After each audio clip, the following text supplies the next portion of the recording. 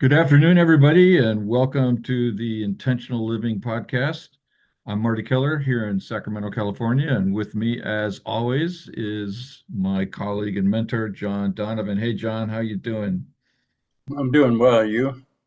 I'm doing awesome. Cool. This Intentional Living Podcast is a place where we uh, examine and uncover subconscious obstacles to what we want as adults creating the lives that we want to live. We learn to not only uncover these obstacles, but befriend them, to make them allies in learning to manifest this life of our conscious choice. So that starts with looking at, identifying, and breaking patterns of behavior that I say I don't want and nonetheless continue to manifest. Like, have you ever hurt someone you loved and later regretted it?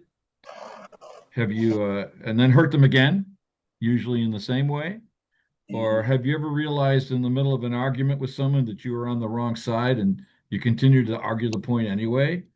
Or have you ever known that you were about to do or say something that you would later regret? Maybe even heard a little small voice tell you, don't do that, don't go there. And yet you found yourself unable or unwilling to stop. So we do two things here in this conversation, John and I. We look at the psychology, we look at the neurology, we look at the way these patterns that create these behaviors have developed in our lives, and then we look at how we befriend them instead of fighting them, how Yeah. we create an internal sense of peace rather than conflict.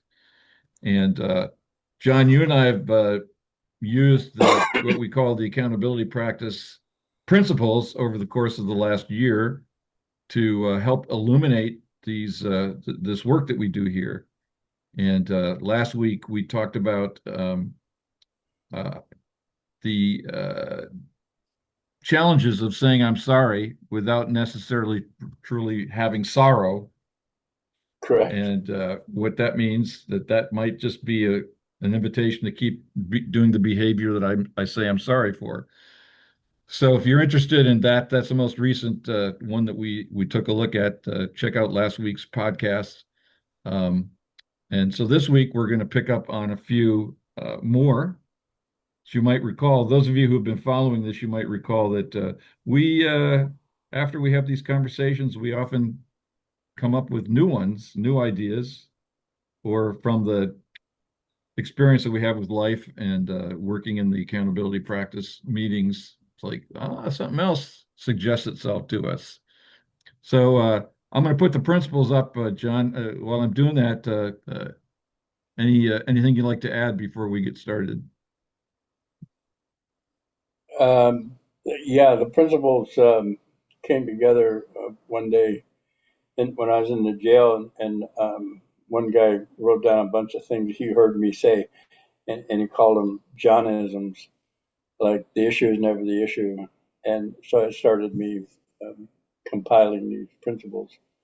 Um, and the list keeps growing, which is good because it engenders dialogue about things we normally wouldn't talk about or even consider as something that needs our interest or a second look at our understanding of how we see things. It challenges our perception. So I'm excited that we keep doing this and that we have done it for the last year.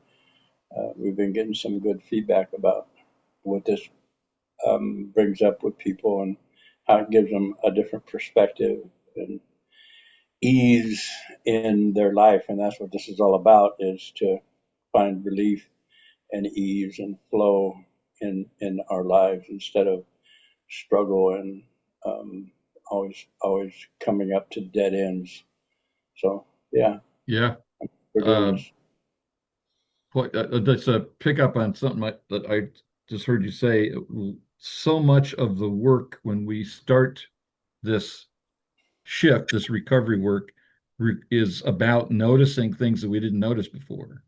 Right. And the accountability practice itself actually starts with noticing feelings and body sensations, emotions that we have dissociated from over time, and maybe even the reason that we've taken on a certain addictive behaviors like drinking or drug use or whatever. And so part of what the principles do is they also can jar us into an awareness that maybe there's another Mhm. way to look at things. Yeah. And that so it just helps that practice of noticing what's going on, detaching from that experience as if that's me, rather than an experience that I'm having. So the distinction between, or what we say, I'm not my experiences, I'm not my behaviors, I'm not my thoughts. I'm a being who has behaviors, thoughts, and experiences. So the more we can detach from those things, the more free we are to create something intentional, Yeah. which is the goal of the work here. Yeah. Yes. So the last couple of weeks we abstained from unsolicited advice, opinions, judgments, or contested questions. What I feel determines what I perceive. No is a complete sentence. And last week, the most recent one, saying I am sorry is asking permission to do it again. And like I said, anybody who would like to check those out, they're all on the Intentional Living YouTube channel. Today, we want to talk about this. We befriend our character defects. And we have the word defects in quotation marks. We befriend our character defects. Yeah. What is that one saying to you, John? Um, Something that is, um, if I first heard that early in my recovery, I would have thought was the most craziest and dumb idea I ever had, or anybody else ever had. And my character defects, which by the way were few, and the character defects of the people around me were Multi. abundant. And uh, if I let them have their character defects, I would lose, and if I owned mine, I would lose, uh, or feel less than, or stay stuck. And what I found is when I name the character defects in the company of somebody who isn't judgmental or blaming, there's something that happens. It's a relief, a freedom, a sloughing of held energy. Because I remember saying, first time I said it in a AA group, hi, my name's John, I'm an alcoholic, that I didn't feel any blame or judgment. In fact, they may have been clapping. And there was, it was counterintuitive to what I thought might happen if I owned I'm an alcoholic. Then I'd be like my dad. I'd be a, you know, gutter snipe. I'd be out on the street. All those things I saw alcoholics be, I would be associated with that. So I didn't want to own that character defect. So what I found is, in the context of um, healing, it's actually the way to freedom. For example, one of the things I discovered in my patterns of behavior is that I was mean to the point of cruelty. So when I owned it in the context of recovery, of acknowledging the behavior, blame free, judgment free, simply stating the truth, I'm mean to the point of cruelty, um, there was something happened that was a relief. Um, and then I heard myself say, I intend to be kind, which um, was healing and started me on a different path. I couldn't move from a place I didn't know I wouldn't own that I'm at. As soon as I owned the character defect, then I was able to move away from it. Not owning it, defending it, rationalizing it, kept me stuck in it. So So I'd like to point out for those who may not come from a 12-step tradition, where we got the word character defect and why it is that we would put the word defect in quotation marks, Yeah, because that comes out of Alcoholics Anonymous, yeah. if I'm not mistaken. And so in AA, what is meant by character defect? And how do we see that differently? Um, I don't know character defect. You know, something I hadn't thought about. I'm glad you asked. Um, Character defect is my perception of a discordant behavior or a adverse behavior um, that I would see in other people as being wrong or them wrong. And if I own the defect, then I would be wrong. Um, I don't know if there's a special context in the 12 step program, character defect. Oh, it's in step six. Came came to believe that a power greater than myself can restore me to sanity. What's the number six? Well, no, that's I think it's uh, humbly ask God to remove our defects of character. Defects of character. There you I go. think that's the eighth step or ninth step. Yeah, and in the 12 step program, it's a matter of acknowledging where you're at in your relationships, your significant relationships, your career, finances, whether you handle money well or not, whatever the current issue is the character defect. Like always in debt, that's a character defect. Sex addiction is a character defect. Pornography addiction is a character defect. And when we own the defect, it actually gives us, I want to say, hope or a feeling of relief or resolve or something else that we can replace it with.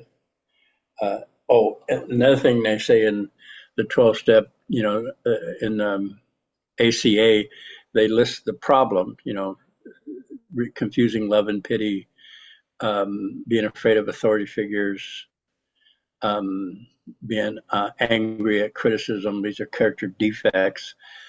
And they list all these behaviors that you could couch as defective.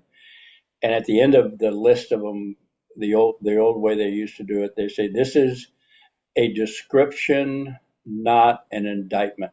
Right.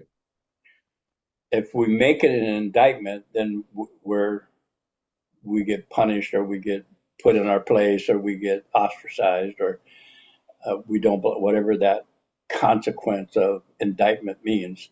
So it's a description, and once you describe something, it gives you power to see it, feel it, shift it to something else. Yeah, It so in the puts you in 12 your step power. tradition, there is this disease model, and there's a notion that, Yeah, particularly, I think when Bill W. and Dr. Bob started this 90 years ago yeah. in the Wow. 1930s, um, there was a sense that the alcoholic had some kind of defect that led him or her to succumb to this disease. And Yeah, of moral weakness. right.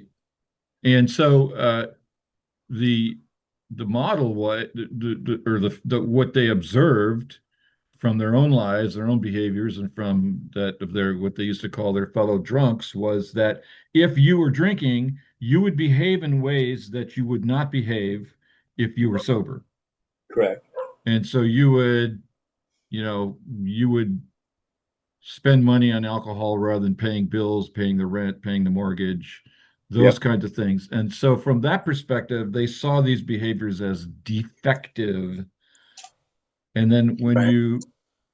when you humbly ask God to remove the defects of character, then you are restored to a wholeness, a health, uh, consistency, an alignment, if you will, that is no longer whatever Yeah. the opposite of defective is, perfect or integrated. And so I think what happened was, and that's language that was used in the 12 steps for years and was adopted into Adultery of Alcoholics, Al-Anon, and all the spin-off programs that came out of AA. But when we started looking at it, we we started leaning into what you were saying about the description, not indictment, inference, which is that I I am not defective. I am not broken. I do not need to be fixed. I may have characteristics. I may have behaviors. I may have thoughts that lead me into directions in my highest consciousness I wouldn't go. And but to call it defects is to again imply indictment, imply wrong, imply something bad. And Hmm. in this work, there's nothing bad, there's nothing wrong. We refrain from blame and judgment. We know that if we call ourselves defective, that will play into the resistance of the wounded child in the subconscious mind. And so Yeah. we don't call it defects anymore. That's why we put it in the word quote. It is it is classic language from the 12-step recovery work, which this is spun out of, but it's Hmm. not, we don't actually see anybody, we don't see ourselves as defective. In Correct. fact, there was one day, and that this is perhaps what is the genesis of this principle, was the time that you said in a meeting, I don't know if it was, this is when you were facilitating our men's meeting, or it was on this podcast early on. I forget exactly when, John, but you said, I intend to revel in my character defects. Yeah. And so we could have made the principle that we used the word befriend as opposed to revel. But why on Yeah. earth would I befriend or revel in my character defects? Good question. Why, Because why thank it's you. it's the beginning of the end of the concept of defective. Right. It's a way out instead of being an indictment and a jail the door of the jail cell slamming shut and I'm stuck forever.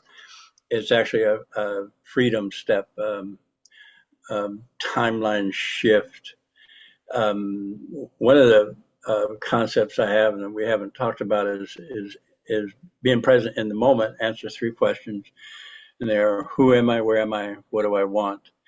Well, this character defect happens to be the where of me, where I'm at, based on my family of origin, unhealed, complex post-traumatic stress. The where of where I'm at is I'm raging. I'm a rager. So I'm violent. That's the where of where I'm at. Once I own that I'm violent based on conditioning or complex, unresolved, complex post-traumatic stress, the where becomes a demarcation point. I am violent. I'm a rager. It's just Then I have information. something, it's information, and I have something definitive to move from.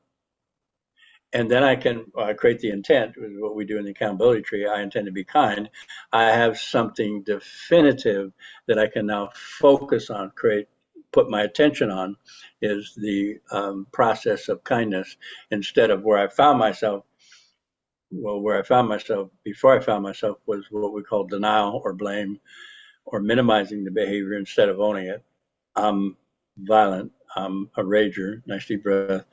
I'm in the aware of where I'm at, then I can move. I can see other options. I used to use this analogy that in the shopping malls, when we used to go to shopping malls, every pillar had a map, but the only thing on the map, and they had a map of the mall, The only thing they had on the map was a dot and "you are here." You are here, which all the merchants in the mall thought it's a good idea that you know where you're at so you can find them. And it dawned on me, this is about seeing where I'm at so I can find what I'm looking for: peace of mind, kindness, cooperation, participation, inclusiveness, um, sharing of space, love. All those things I was searching for and didn't know how to get were now available to me, a path to, a way out. So yeah, very important to know where you're at. So and what happened? The way I remember, I believe I was on a Zoom meeting with you, and you asked me, or somebody asked me, "How you doing?" And my response was, "I'm reveling in my character defects," because I was just giddy with the understanding that if I named it, it lost its power. And I was willing. I'm going on a deep dive search, and I see if I can ferret out any more character defects that I might have that are hidden from me, because that's another level of freedom that I get. And I was excited. I was, yeah, reveling in that. The ability to ferret out a character defect for the purpose of healing. Yeah, it became exciting for me. I remember when I heard you say that, I had one of those um, shock moments that I've had occasionally in doing this work with you. And the Yeah. shock moment was just like it was the first time I owned a truth about myself, Yes. like being in debt. The first time that like the earth opened up, the skies opened up, there was this clarity as well as this astonishment. So I remember being astonished that anybody would say anything so insane, and at the same time having this certainty that this was the right way to be going. Yeah. At the same time. Yeah. Yes, I That get that. because what we're working on here is we're working on healing the woundedness of our traumatic upbringing. And in our traumatic upbringing, we heard we're defective. We Yep. heard you're messed up, you're stupid, you're less than, how come you can't be like your brother, whatever it is. And then we Yep. internalize that. Yes. It's like whatever my parents said out loud or said to me when I was a little kid, they haven't said that for 60 years. So if it's still playing in my head, it's in me. And Yes. it's in that the neurology of that complex post-traumatic stress system that produces these thoughts, produces these indictments of ourselves, Yep. makes us wrong. Um, and so when we say I intend to befriend my character defects, I'm in effect saying there's nothing wrong with me, and I intend to act as if there's nothing wrong with me. I Correct. intend whenever energy shows up that and the voice goes, you uses the word you instead of I, you should. That's information for me to go, oh, okay, there's a part of me that's looking for healing. Yep. And then I can go do the accountability tree. What's the tree? Feel the feelings. It's like you said, you are here. Yeah. I'm feeling that rage, and I go inside and I feel it. Mm-hmm. And when I'm sufficiently in touch with that, sufficiently present, I take that deep cleansing breath and I ask myself, what do I want? And Correct. usually what I want is something like peace, contentment, satisfaction, confidence. And so then I turn those into intentions. And when I make an intention, it's a prayer to the higher power. Do this. The higher power has the power to make that happen. And it's an instruction to the subconscious, reprogramming, changing that reticular activating system that brings me the information from the outside. Yeah. I want to add to that Yeah. what I've come to find that intent is actually commanding. It's a commanding Yep. place. Not like command like I want you have to. No, it's like I'm. uh, the guys in the jail had this thing about respect, and they said, "You don't respect me," or they, and what they meant was, "You don't fear me," because if you feared me, then you wouldn't say that to me. And I told them that I would never ask them to respect me because that's none of my business. Whether they hold me in high regard or high esteem, that's none of my business. I will respect me and I will respect them. I will always respect them. They may not like what I say when they hear the respect that I have for them. And what I found after a while, it commanded respect. They may not have liked me, whatever. They respected the fact that I was in the room. They respected my presence. And it's this capacity to command your space or your frequency or what. And the intent, when I own I'm violent or I'm mean, rager, in that awareness of the consequences of that, which were separation, isolation, impact on myself and impact on those people around me, some of them innocent. I felt that. And then when I said, I intend to be kind, it was a command statement coming from a raised frequency of awareness. I'm mean to the point of cruelty. I'm violent. And then that thing you expressed as feeling tone emotion, which is an expansiveness of truth, addressing the trauma that was in alignment with the meanness or the violence, validated, and in that frequency of higher awareness, I intend to be kind, is a command statement. Command who? That same reticular, that same subconscious pool of information that got me to be a rager and a screamer and a yeller and a slammer and a walkout and all that stuff that it got me to do based on the information I had, which was false information about who I was. Um, um, and it manifested through me based on my intent or my focus, kindness. So before we wrap up, I want to just offer a practical way to do this befriending. So the principle is we befriend our character defects. Yes. And what you taught me, it was in that same period where you came up with, I intend to revel in my character defects. That's my memory, is Yeah. this phrase, I give myself permission, so that whenever something shows up in my compulsions, my lack of inner awareness, whatever it is, instead of saying, I hate myself for doing this, I give myself permission to be doing this. Correct. Permission. So, my experience of that phrase, John, is when I give myself permission, I am loving and approving of myself. I am Yes. saying that this inner compulsion, this belief, this indictment, this phrase I'm saying is, oh, it's this part of me. Yeah. And I'm withdrawing judgment, I'm withdrawing blame, and I'm just allowing it to be. Now, when I allow it to be, when I'm essentially loving it, I now reduce all of that opposition, resistance, energy that it has, and it just becomes um, it just becomes at ease. Yeah. And in that relaxation, what do I want? A new intention that's fertile field, that's fertile emotional ground in which to create this new command, to command the subconscious. And I keep saying this is what that wounded child really wants anyway. Yeah. The wounded child really wants to feel at peace. The wounded child really wants to be at ease. The wounded child really wants to just be enjoying life. It just Yeah. doesn't allow itself to do that because in his family of origin and my family of origin, it was dangerous to let your guard down. Yes. That Yeah. danger's gone. Hmm.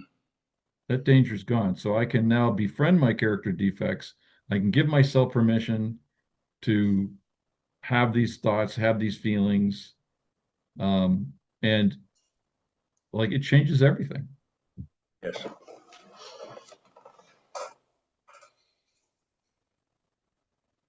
So before we wrap up, I want to, as always, invite people to participate in accountability practice group. We do this work that we talked about here, how to do this befriending work, how to do the accountability tree that we refer to frequently here. We do it in group is where we learn it and then we practice it with each other. And there are 4 accountability group meetings every week, Monday, Wednesday, Thursdays, and Saturdays. Yep. And information on how to join those groups will be at the end of the podcast. They're all on Zoom. And so we invite you to come and check it out, ask questions, disagree. Come and check it out. We'd love to have you. And so before we wrap this Yep. up here, John, any last minute thoughts? No, thank you. I'm looking forward to the next one. Okay. Well, Okay. thanks, everybody. We'll see you next week. Okay. Take care.